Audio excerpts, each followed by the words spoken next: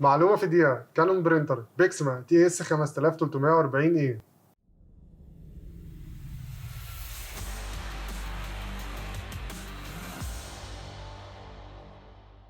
النهارده هنتكلم عن منتج مميز جدا من شركة كانون، وهو كانون برينتر بيكسما تي اس 5340. البرينتر هنا بتيجي أول حاجة بدرج خلفي، بتشيل معاك لحد 100 ورقة. كمان البرينتر فيه عدة وظائف أساسية.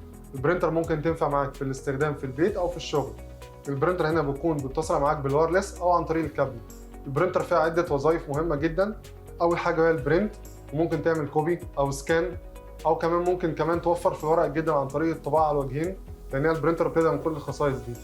كمان البرينتر هنا بتدعم معاك التصوير في الألوان والتصوير الأبيض وأسود. التصوير في الأبيض والأسود بيوصل معاك لحد 14 ورقة في الدقيقة، والتصوير الألوان لحد 7 ورقات في الدقيقة الواحدة، وده رقم مميز جدا في كانون برينتر.